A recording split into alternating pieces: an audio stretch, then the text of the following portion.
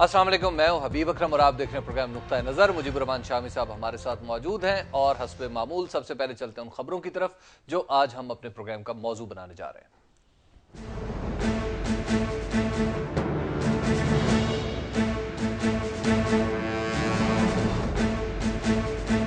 General retired Shahid अजीज कहते हैं कि 1999 के कारगिल ऑपरेशन का इल्म फौज में सिर्फ 4 अफसरान को था। नवाज शरीफ को मुकम्मल मालूमात नहीं थी।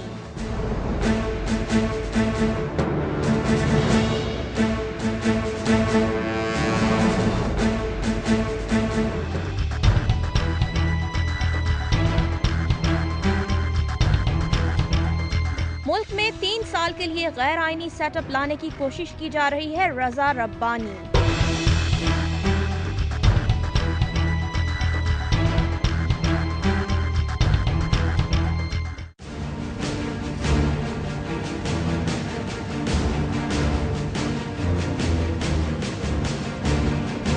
IRI सर्वे रिपोर्ट और इमरान खान के तहफ्फुज़ात।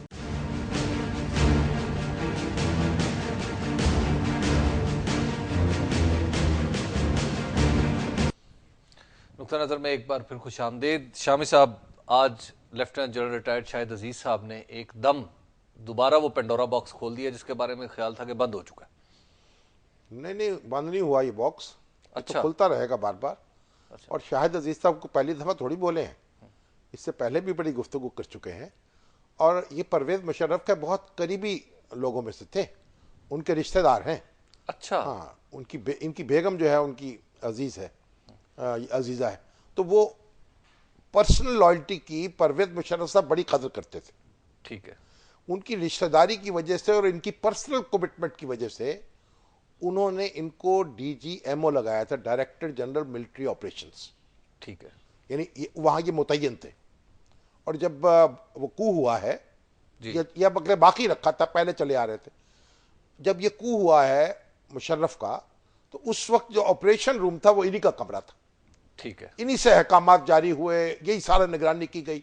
खुद मुशर्रफ साहब ने अपनी किताब में लिखा है कि DGMO जो बोलता है वही चीफ ऑफ आर्मी स्टाफ होता है, यानी अच्छा। उसकी जुबान बोलता है। गोया 12 अक्टूबर में भी इनका किरदार। हाँ, नहीं, बुनियादी किरदार था। अच्छा। हाँ, और अगर ये ना होते इस तरह से तो ये इस तरह कू हो नहीं सकता था वो। अच्छा। जिस तरह हुआ। ठीक है। तो इसलिए मुशर्रफ साहब इनके बड़े कदरदान थे। इनको कोर कमांडर बनाया, फिर इनको चेयरमैन नैब लगाया। लेकिन इनकी शोहरत भी एक अच्छे अफसर की थी। बाकी तो मामला अपनी जगह होते रहते हैं। ये मैं आपको लतीफ़ा सुनाऊं कि जनरल राशिद कुरैशी साहब थे ना, वो उनके कोर्स मेट भी हैं ये मेरे ख्याल। अच्छा। हाँ, बैचमेट। ठीक है। और वो थे DG ISPR के और बड़े करीब थे मुशर्रफ साहब के। तो इन्होंने एक दिन ब्रिगेडियर सौलत रजा को बुलाया जो उनके नंबर 2 थे। कहा कि मुझे आप रिपोर्ट करिए करें कि ये क्या एक्टिविटीज हैं इनकी और कहाँ आते जाते हैं। जनरल राशिद की। जनरल राशिद कुरैशी। अच्छा। उन्होंने पूछा, सर ये मैं बॉस को बता दूं? तो बड़े नाला हुए और कहा मीटिंग इज ओवर। तो बहरहाल, तो मुशर्रफ साहब इन पर बड़ा एतमाद करते थे। तो कुछ अर्सा पहले इन्होंने गुफ्तगू की थी कि जो अमेरिका से ताउन है उसकी डिटेल्स कोर कमांडर को भी नहीं मालूम थी। और इतना ताउन अमेरिका से इस तरह का कॉपरेशन होगा कि उनको एयर स्पेस दे दी जाएगी, फौज को इन्वॉल्व किया जाएगा, ये हमारे ख्याल में नहीं था। अच्छा। उस वक्त भी बड़ा उस पर हाहाकार मची थी।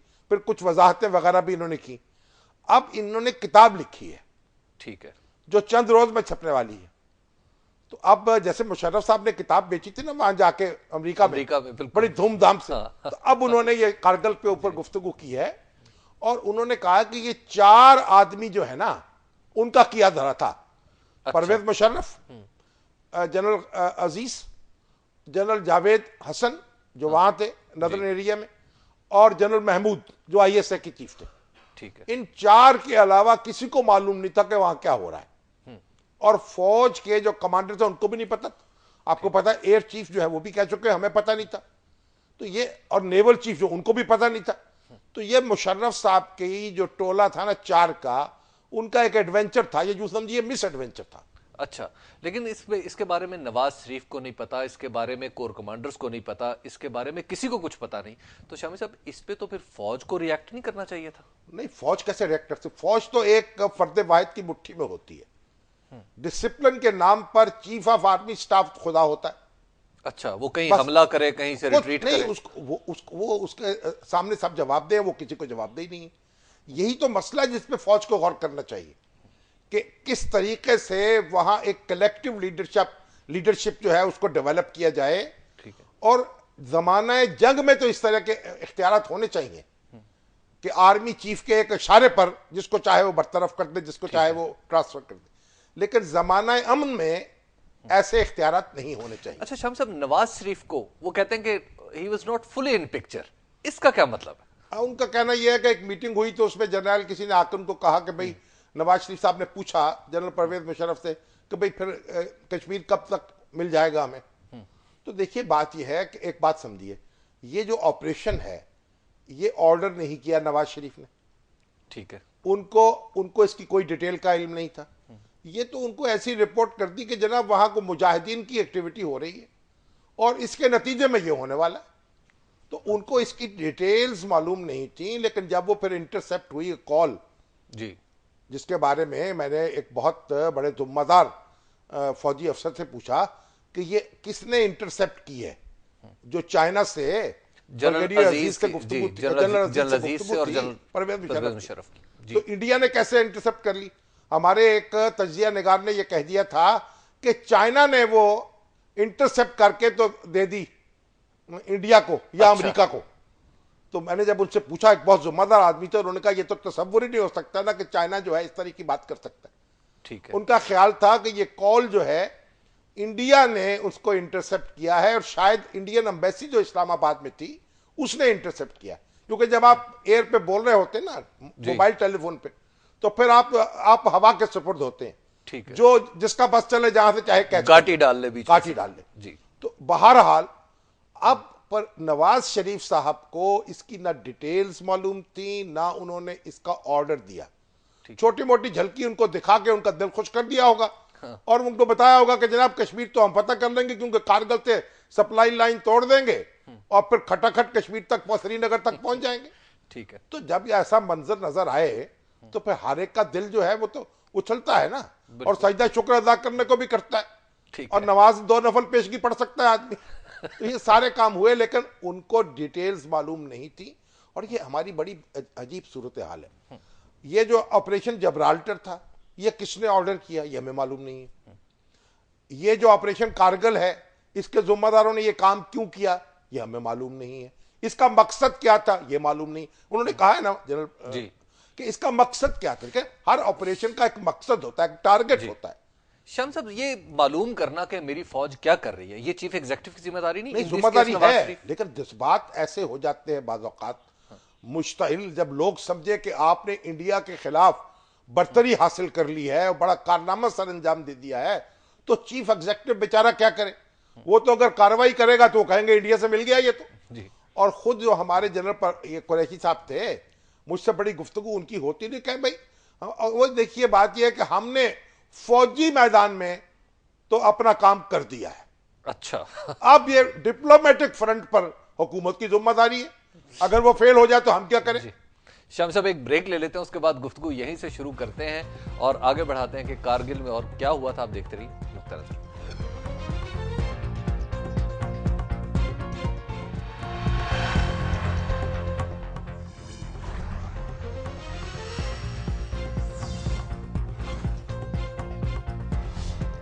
नुक्ता नज़र में एक बार फिर खुशामदीद बात हो रही थी कारगिल के हवाले से।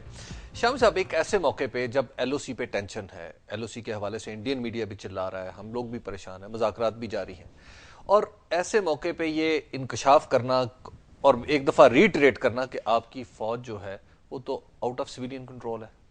नहीं, आउट ऑफ सिविलियन कंट्रोल क्या है, वो तो बेचारी बिल्कुल एक होती है, यानी हाथ में चीफ ऑफ आर्मी स्टाफ के 3-4 आदमी मिलकर जो चाहे उसको कर सकते हैं, जैसा कि उन्होंने बताया है। देखिए मैंने तो पहले भी आपसे अर्ज किया, उन्होंने किताब लिखी है जो छप रही है। अच्छा। तो अब उस किताब की जो पब्लिसिटी हो रही है, उन्होंने सारी चीजें कुछ रिवील की हैं। अब मेरा ख्याल और भी उनके इंटरव्यूज आएंगे, धूम धड़क्का होगा और अशात हो जाएगी किताब की। देखिए बात सुने, एक वजाहत कर दूं मैंने कहा था कि जनरल महमूद जो थे ISI के चीफ थे। नहीं, उस वक्त ISI के चीफ नहीं थे, ये मेजर वसीम का भी मुझे मैसेज आया। उस वक्त 10 कोर के कमांडर थे और ISI के चीफ ख्वाजा ज़ियाउद्दीन थे। और ये जो उसका एनालिसिस विंग है उसके डायरेक्टर थे जनरल शाहिद अजीज साहब। देखिए जनरल शाहिद अजीज साहब बड़े मजे के आदमी हैं। वो ये 22 साल की इनकी उम्र थी तो फौज में आए, सेकंड लेफ्टिनेंट थे और ये स्वॉर्ड ऑफ ऑनर जीती, बड़े अच्छा। उम्दा कैरियर है। तो ये छम के महाज पर 1971 की जंग में थे। ठीक है। तो उनकी उस वक्त मंगनी हुई थी अपनी खालाजाद बहन से। तो वो जनाब वो अपना उसको उसकी तस्वीर जो थी दिल के करीब रखी हुई थी बाईं तरफ। अच्छा। और खुद बताते हैं कि जनाब मेरा यकीन था कि अब गोली इधर तो मुझे असर कर नहीं सकेगी। वाह।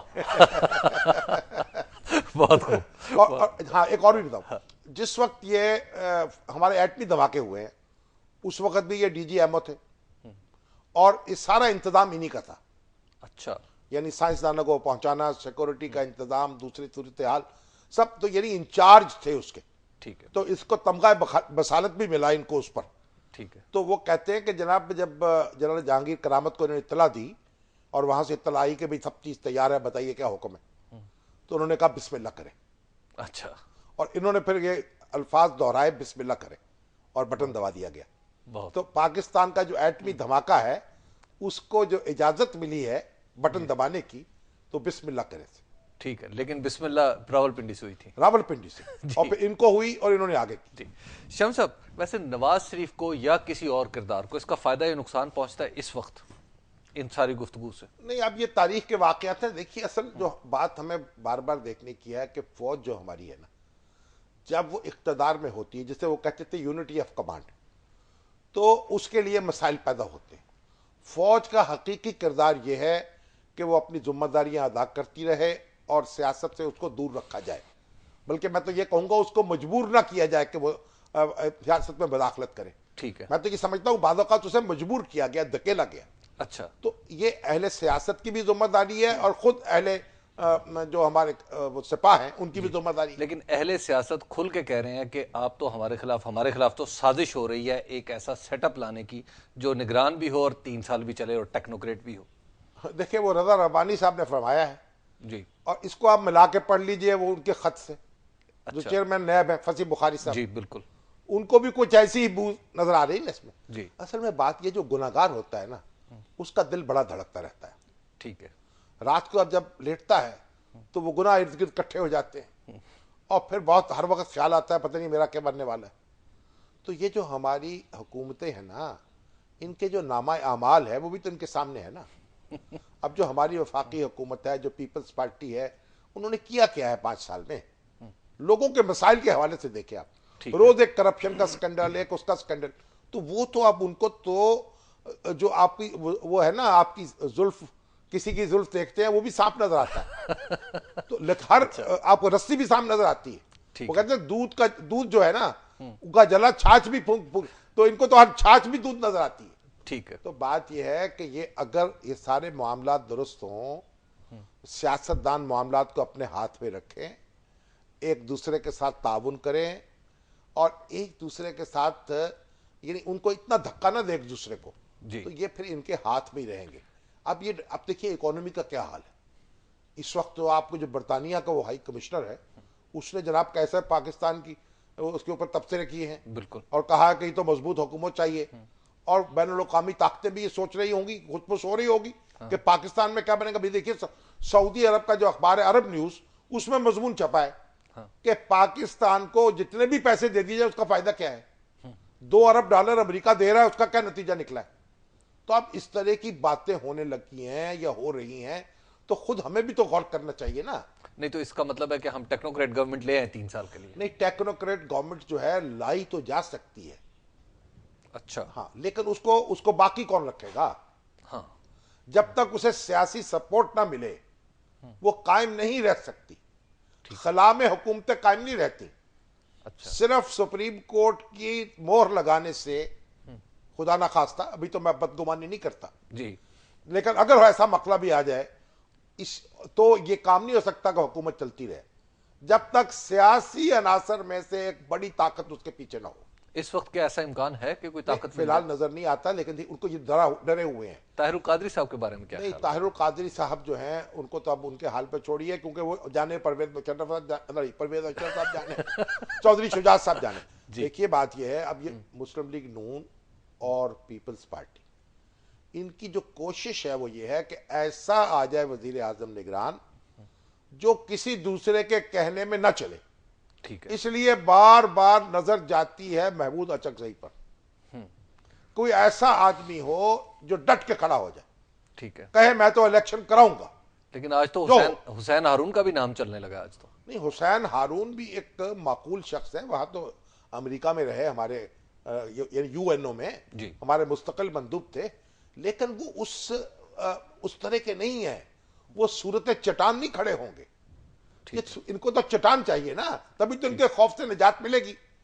और अगर ऐसा ना हुआ और इकोनॉमी के मसाइल बढ़ते चले गए तो फिर वो हो सकता है कि वो जो हुकूमत कहे कि भाई हम तो अब कुछ नहीं कर सकते, और को खुदा न खास्ता गैर मामूली सूरत पैदा हो जाए।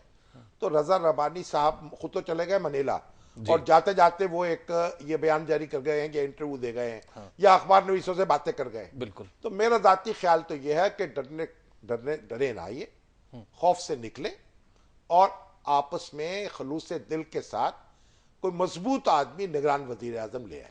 शाम साहब, इस वक्त कौन सा स्टेक होल्डर है जो साजिश के बारे में सोच सकता है? मुझे तो कोई नजर नहीं आता। देखिए, ये सुप्रीम कोर्ट के बारे, सुप्रीम कोर्ट को क्या फायदा होगा? मैंने तो कल भी आपसे अर्ज किया था, भाई सुप्रीम कोर्ट का तो वजूद ही जो है वो दस्तूर की वजह से है ना। ठीक है। आप मुझे बताएं, जब दस्तूर बहाल नहीं हुआ था, इलेक्शन नहीं हुए थे, तो वो जनाब यूसुफ गिलानी साहब वजीर आजम नहीं बने थे कि ये सारे जज जो थे घरों में मुक़य्यद थे ना। बिल्कुल थे। कोई हो सकी थी जरूरत के घर से निकले, उन्होंने बनते ही वजीर आजम ऐलान किया और रहा हो गए। ठीक है। तो बात यह है कि ये तो एक खुदकुशी का रास्ता है। इस खुदकुशी के रास्ते पे कौन चल सकता है? सुप्रीम कोर्ट से जो डर आ जाता है, फसी बुखारी साहब भी डर गए, बिल्कुल हो सकता है उनकी बात सुनकर रवानी साहब भी डर गए। खौफ तो एक दूसरे से बड़ी जल्दी मुंतकिल होता है ना। तो सुप्रीम कोर्ट को हम ये मुअद्दबाना गुजारिश करेंगे, हजूर आप डराएं ना लोगों को, जरा थोड़ा सा इत्मीनान से, प्यार से, मोहब्बत से बात किया करें। हुक्म तो जो भी देना है, लेकिन कोई बेइज्जती प्रोग्राम तो जरा कम करे ना। ठीक है ना जी। ये कोई मुनासिब, इससे डर जाते हैं लोग, अब डरे हुए हैं। आज बलूचिस्तान केस में सीजेपी ने कहा है कि हम तो चाहते हैं जमहूरियत चलती रहे। बड़ी अच्छी बात है, लेकिन डराएं जरा कम, आंखें जरा कम निकाला करें, दबका कम मारा करें। ये जी। दबका मारना जो है ना, सुप्रीम कोर्ट को अपने हुक्म से दबका देना चाहिए, अल्फाज से नहीं, जुबान से नहीं। तो सुप्रीम कोर्ट जरा दबका कम मारे।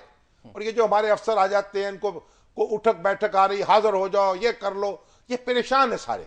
ये समझते हैं पता नहीं सुप्रीम कोर्ट उस वक्त क्या करेगी जब ना पार्लियामेंट होगी ना जनाब हुकूमत होगी, फिर तो खला में पता नहीं क्या कुछ हो जाए। तो वो खातर जमा रखे, कुछ नहीं होता। और अगर होगा तो फिर कौम में ये जान होनी चाहिए कि वो ना होने दे। क्या मतलब इस सूरत हाल में आप समझ रहे हैं कि अगर कोई ऐसी साजिश होती है तो हमारे अंदर ये जान मौजूद है कि हम रेजिस्ट कर सकते हैं? बिल्कुल भाई, अगर नवाज शरीफ साहब और जनाब परवेज मुशर्रफ साहब, नहीं परवेज अशरफ साहब, मुशर्रफ बार बार मुझे निकल, जरदारी साहब, और मैं समझता हूं इमरान खान साहब भी, भाई जिसने पॉलिटिक्स करनी है, जिसने सियासी जमात अपनी जो है उसको इंतखाबात के अखाड़े में उतारना है, वो कैसे ये बर्दाश्त करेगा कि हाथ से हर चीज निकल जाए? और अगर कोई वक्ती तौर पर हमाकत करेगा भी तो उसका नतीजा वही होगा जो बांग्लादेश में हुआ है। शाम साहब, एक वक्त हो गया ब्रेक, और ब्रेक के बाद हम IRI के सर्वे पर बात करेंगे और फिर देखेंगे कि इमरान खान भी इस हवाले से क्या कहते हैं। आप देखते रहिए नुक्ता नज़र।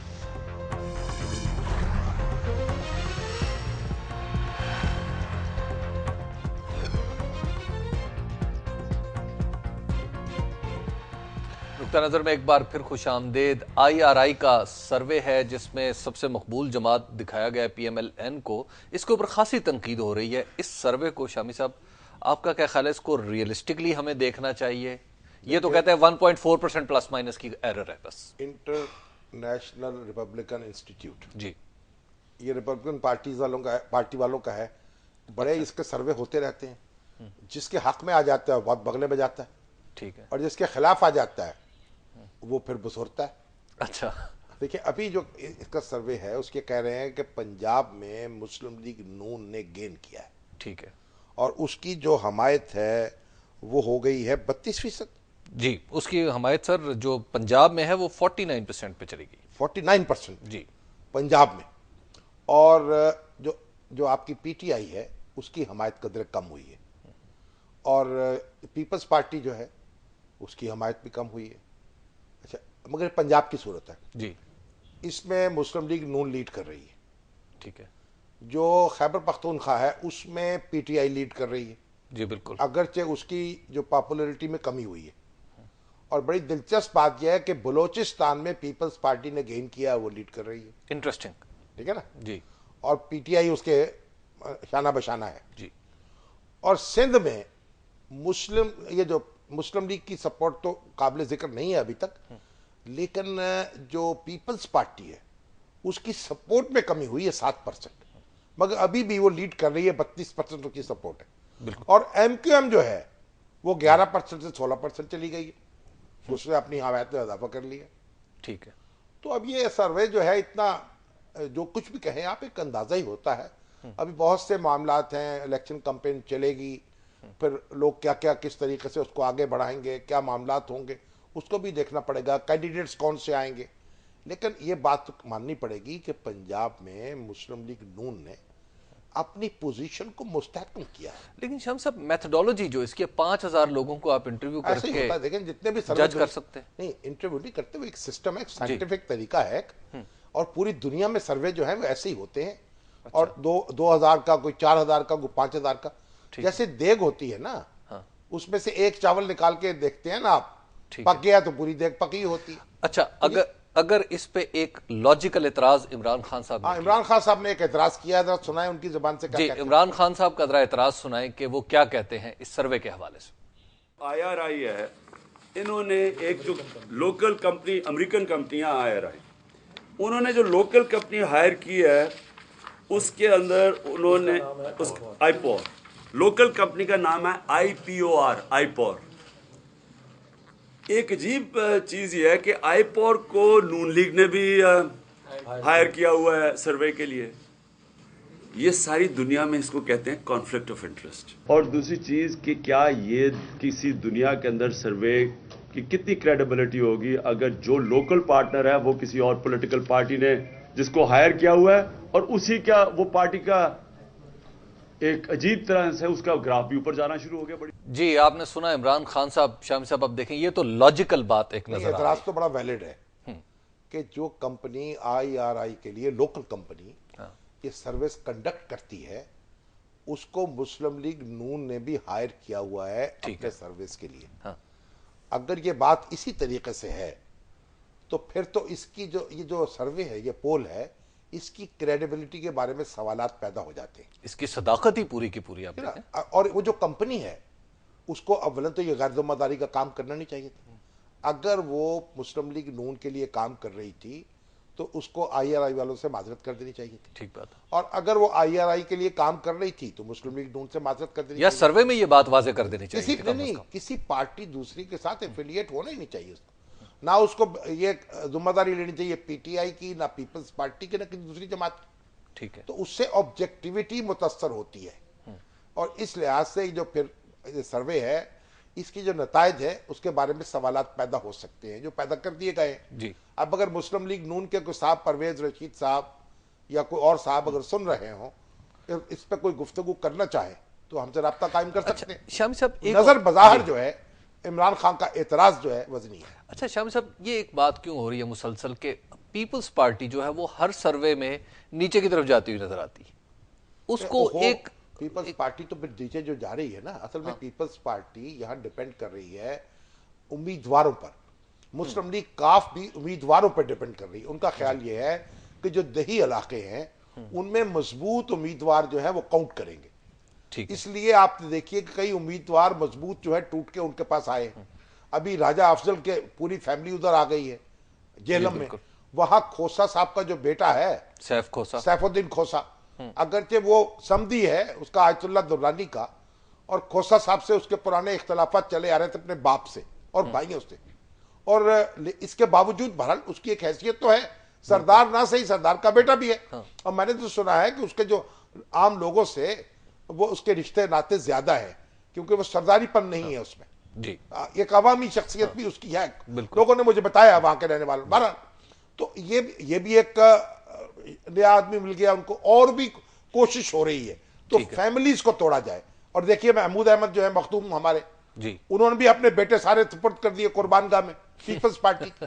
और पीपल्स पार्टी की कोशिश ये है कि जो नया सूबा बन रहा है, ये जो बनाना चाहते हैं बीजेपी, जी जी, बहावलपुर जनूबी पंजाब, इस सूबे की करारदाद अब वो जेयूपी के ऊपर सुना है कि वो अटक गया है मामला।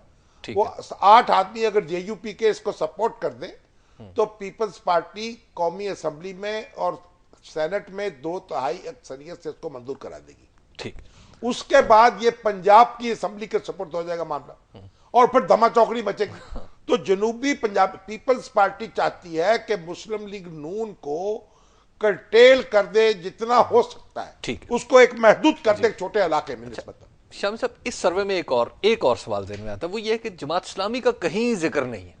हाँ, तो जमात इस्लामी पे उन्होंने तवज्जो नहीं फरमाई होगी और जेयूआई का भी खास जिक्र नजर नहीं आया का भी मुझे। जिक्र नहीं। तो ये जमातें ऐसी हैं, देखिए जो उनमें ये मेन स्ट्रीम जमातों में नहीं है ना, हाँ। ये नतायज पर असरअंदाज होती हैं, जी, ठीक है ना।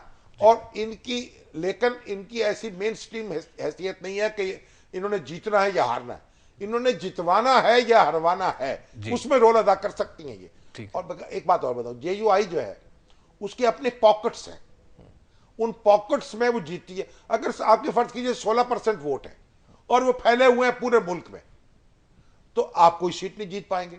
ठीक है, लेकिन अगर वही 16% वोट एक इलाके में है, हाँ, तो यू कैन गेट, तो आप फिर सीटें ले लेंगे। ठीक, तो ये जो कॉन्स्टिट्यूएंसी पॉलिटिक्स है, इसके बारे में कोई पेशीनगोई करना कतईयत के साथ बड़ा मुश्किल होता है। ये प्रेसिडेंशियल इलेक्शन में तो आसान है कि एक आदमी को वोट देना होता है या दूसरे को देना होता है, तो आप उसमें पोल कर सकते हैं और समझ सकते हैं। देन ये इस तरह का सर्वे मैटर भी करता है। हाँ, ये जो सर्वे हमारे यहाँ के हैं, ये ट्रेंड्स को तो बताते हैं, लेकिन इन पर आप आंखें बंद करके यकीन नहीं कर सकते, क्योंकि कैंडिडेट जो आएगा और इलाका वाइज जो मामला होगा, फिर बड़ी तब्दीली हो जाएगी। शाम साहब, एक ब्रेक का वक्त आ गया है। ब्रेक के बाद हम सवालात भी लेंगे आपके फेसबुक, ईमेल्स और टेलीफोन के जरिए। आप देखते रहिए नुक्ता नज़र।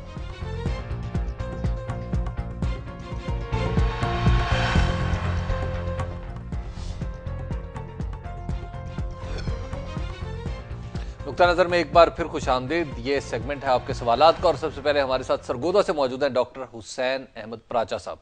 जी, अस्सलाम वालेकुम डॉक्टर साहब। वालेकुम अस्सलाम। जी शामी साहब, आपको भी सलाम पहुंचे और हबीब अकरम साहब को भी। वालेकुम अस्सलाम। अब आप जल्दी से स्पीड के साथ इरशाद फरमा दी। जी, बस गुजारिश ये है कि आपका प्रोग्राम इंफॉर्मेटिव भी होता है, एजुकेटिव भी होता है, बैलेंस भी होता है, और लेकिन इसके साथ साथ बाज़ औक़ात आपका प्रोग्राम सेल्फ कंट्रडिक्शन का शिकार हो जाता है।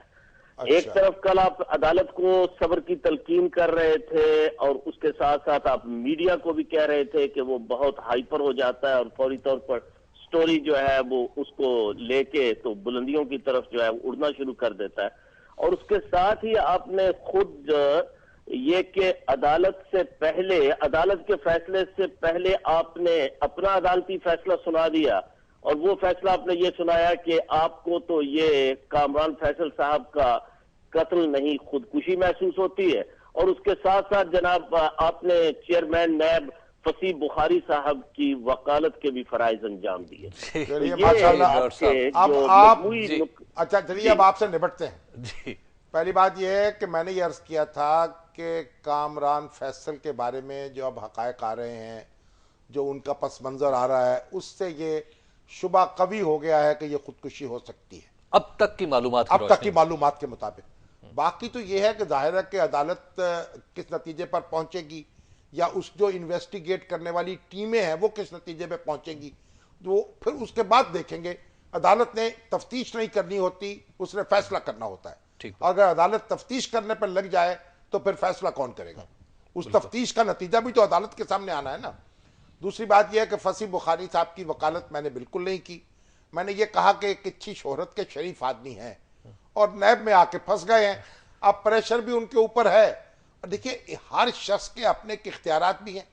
अब लोग कहते हैं कि जनाब इनको तो सुप्रीम कोर्ट जो है वो नोटिस देगी कंटेम्प्ट का। एक हमारे भाई साहब कल लगे हुए थे, वो कहते जनाब कॉन्स्टिट्यूशन को सबवर्ट करने के इल्जाम में इन पर कार्रवाई हो सकती है, क्योंकि अदलिया के बारे में ये कहा। भाई ये सदर मुमलकत को एक चिट्ठी लिख रहे हैं, अपने दिल का हाल सुना रहे हैं। तो अदालत ने तो फैसल रजा आबदी की जो मुगल्लजात हैं उनका नोटिस नहीं लिया, तो इन्होंने बेचारों ने अगर दिल का हाल बयान कर दिया है तो इनको ये सबवर्शन ऑफ द कॉन्स्टिट्यूशन कहां से आ गया? तो ये असल में हम हर शख्स जो है ना, पंजाबी में कहते हैं चढ़े घोड़े सवार है। शामी साहब, इंटरेस्टिंग बात यह है कि कल मुझे एक साहब ने कहा कि शामी साहब ने प्रोग्राम में फसी बुखारी के साथ अच्छा सलूक नहीं किया। हाँ, तो अब ये है असल बात यह थी कि एक टुकड़ा जो है किसी को पसंद आ गया, किसी को नापसंद आया, तो कोशिश होती है कि हम कोई वर्डिक्ट ना दिया करें। तो पराचा साहब, अगर कोई गलत फहमी हो गई है तो आइंदा से इसका ध्यान रखा जाएगा। जाकिर नसीम साहब है हमारे साथ। जी अस्सलाम वालेकुम। जी वालेकुम सलाम। साहब, शम साहब। हाँ जी, हजूर वाला, अमेरिका से आ गए आप? जी अमेरिका से आ गए शम साहब। या वहां से बोल रहे हैं? मैं लाहौर से बोल रहा हूँ जी। अच्छा जी। शम साहब, ये आपने कारगिल के ऊपर शुरू में बात की है। हाँ तो जी। मैं ये बात करना चाहता हूँ कि आया कि ये जो हमारे प्राइम मिनिस्टर और प्रेसिडेंट बनते हैं, ये इतने ही नाहल होते हैं कि उनको ये नहीं पता होता कि उनके जनरल क्या कर रहे हैं। कि आपने फरमाया कि अभी 4 जनरलों ने ये मशवरा करके इसके कारगिल की जो जंग शुरू की, ये तो मैंने इसके ऊपर थोड़ी सी नहीं बात ये जाकिर नसीम साहब, ये मैंने नहीं फरमाया, ये लेफ्टिनेंट जनरल शाहिद अजीज साहब फरमा रहे हैं, जो चीफ ऑफ जनरल स्टाफ रहे हैं और डीजी मिलिट्री ऑपरेशंस रहे हैं। वो कहते हैं मुझे भी पता नहीं था कि ये हो गया है, और उस वक्त थे डायरेक्टर एनालिसिस ISI के। बिल्कुल। तो जब जर्नैलों की खबर जर्नैलों को नहीं हो पा रही तो बेचारे जो वजीर आजम हैं और सदर जो हैं उन तक कैसे पहुंचेगी? ये भी तो उनको बेचारों के बारे में भी तो गौर करे ना कोई। शामी साहब, ये आबिद हुसैन साहब हैं जी। आबिद हुसैन साहब कह रहे हैं कि शामी साहब, इलेक्शन कमीशन कहता है कि सदर, निगरान, वजीर आजम, वज़राए आला हल्कों का दौरा नहीं कर सकेंगे, तो क्या फिर वो सिर्फ इस्लामाबाद तक ही रहेंगे? हाँ बिल्कुल, इस्लामाबाद तक रहेंगे। उनका ताल्लुक इलेक्शन में हिस्सा तो नहीं ले रहे होंगे। वो अपने मामलात को देखेंगे, इंतजाम करेंगे मुल्क का, और अपनी पॉलिसीज देखेंगे। उन इलेक्शन में फरीक नहीं होंगे, इसीलिए तो उनको लाया जा रहा है। तो फिर और ये भी देखें ना हमारे मुल्क में क्या सूरत हाल बनी हुई है। दुनिया में सिवाय बांग्लादेश के और कहीं इंटरिम गवर्नमेंट कायम नहीं होती इलेक्शन के लिए। इंडिया में वही हुकूमत काम करती रहती है, इलेक्शन कमीशन अपना काम करता रहता है। तुर्की में भी ऐसा ही होता है।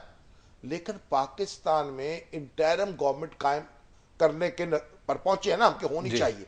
हमारी हुकूमत जो है उस पर एतमाद नहीं किया जा सकता। अब वो इंटरिम हुकूमत के बारे में वसवसे शुरू हो गए कि जनाब ये तो कहीं मिल ना जाए एस्टेब्लिशमेंट से, ये तो कहीं अदालत इसको मोहलत ना दे दे। तो हम पता नहीं हमें क्या हुआ क्या है। कोई नफ्सियाती इलाज भी तो हमें अपना कराना चाहिए ना, कुछ अपने ऊपर एतमाद भी करना चाहिए ना। शाम साहब, चौधरी इमरान खुर्शीद साहब हैं। चौधरी इमरान खुर्शीद साहब कहते हैं कि बलूचिस्तान की हुकूमत के बारे में आप क्या कहते हैं, जो खत्म हो चुकी है, और वहां पे निगरान गवर्नमेंट कैसे बनेगी? नहीं, वो तो अब तो ये खबरें आ रही हैं ना कि वो हुकूमत बहाल कर दी जाए, नया वजीर आला चुन लिया जाए। JUI इस कोशिश में लगी हुई है। और सुना तो ये है, एक अखबारी खबर तो ये है कि भाई उन्होंने ये कहा है कि अगर हुकूमत बहाल हो जाएगी हमारी वहां, क्योंकि सीनियर मिनिस्टर तो उनका था ना जी, तो फिर आपको हो सकता है सूबों की करारदाद पर भी हमारे वोट मिल जाए। अच्छा, दूसरी तरफ हो सकता है कि मुस्लिम लीग नून को अपने पास खींच ले, क्योंकि उनका रोमांस भी ताज़ा ताज़ा चल रहा है। मुस्लिम लीग नून ने वैसे JUI को काबू कर लिया, और इस लिहाज से अब जमात इस्लामी के साथ भी खासी सलाह मशवरे शुरू हैं, आना जाना शुरू है। तो मुनव्वर हसन साहब भी जरा कुछ थोड़े से नरम पड़ते नजर आ रहे हैं। नरम से। सईद साहब है कराची से। जी अस्सलाम वालेकुम सईद साहब। वालेकुम सलाम। शामी साहब जरा तअम्मुल से सुनिएगा। हाँ ये जो इमरान खान ने आज बात की है ना IPR और उसकी IRI की, ये बड़ी रिपोर्टेड कंपनियां हैं। ये अगर कोई डाकू भी इनको बोले ना कि मेरा सर्वे करें, ये अपने SOP के हिसाब से, अपने मेयार के हिसाब से सर्वे करते हैं, कोई इसमें बंद नहीं लगाते। और इमरान खान वो बात भूल गया जब उनके बोर्ड ऑफ ट्रस्टी के ऊपर आके कॉन्फ्लिक्ट इंटरेस्ट हुआ था। अच्छा, मैं इस बात के अलावा मैं जनरल आपसे बात करता हूँ, मेरी बात सही साहब, आपकी बात दुरुस्त हो सकती है, लेकिन हमने यही अर्ज किया है कि बज़ाहिर मुनासिब बात नहीं थी उस कंपनी के लिए। कॉन्फ्लिक्ट ऑफ इंटरेस्ट है, हाँ, जो नजर आ रहा है। जी, बाकी हमें इतने जज्बाती होने की क्या जरूरत है? सर्वे ही है, कोई नतीजा तो नहीं है। शाम साहब, ये जी हैं जी, ये हॉक आई साहब हैं और मोहम्मद ताहिर सिद्दीक साहब हैं। इन दोनों ने एक ही सवाल पूछा है। उन्होंने कहा जी कि हम नेशनल तो कंपनी होगी उनकी जी, हॉकाई तो कंपनी होगी। हॉकाई बहरहाल इस नाम से उन्होंने अपनी तस्वीर भी लगा रखी है, बड़ी दिलचस्प सी जी। और मोहम्मद ताहिर सिद्दीक साहब हैं, ये सऊदी अरब से। इन्होंने कहा कि शामी साहब, नेशनल इश्यूज पे हम इकट्ठे हो सकते हैं। नहीं, जरूरत क्या है इकट्ठे होने की? अच्छा, डिफरेंसेस ये नहीं रहे। इख्तलाफ राय तो रहता है ना जी। आप ये फैसला करने वाले जो अदारे हैं उनको वो मौजूद होने चाहिए। देखिए, अगर पार्लियामेंट को फैसले करने चाहिए जी। अदालत में जाते हैं ना आप, एक फरीक, दोनों फरीक लड़ रहे होते हैं, अदालत उसमें फैसला कर देती। अभी आप अदालत ने कहा भाई हुसैन हक्कानी साहब को लाओ, तब हुसैन आसमा जहांगीर कह रही आप खुद ही जाके ले आए, मैं तो नहीं ला सकती हूँ, नहीं ला सकती भाई, आप तो उनकी वकील हैं। और अगर हुसैन हक्कानी साहब वादा करके गए थे तो पाकिस्तान में वापस आना चाहिए। आएंगे हम भी चाहे भाई, बात यह है कि हम भी चाहते हैं कि वो हमारे साथ आए, कोई निहारी खिला दे उनको। शामिल साहब, हमारे प्रोग्राम का वक्त खत्म हो गया है। हम कल फिर इसी वक्त इसी जगह से आपकी खिदमत में हाजिर होंगे। हमें तब तक के लिए अपनी इजाजत दीजिए। अपना ख्याल रखिएगा, ध्यान रखिएगा। तब तक के लिए खुदा हाफिज़।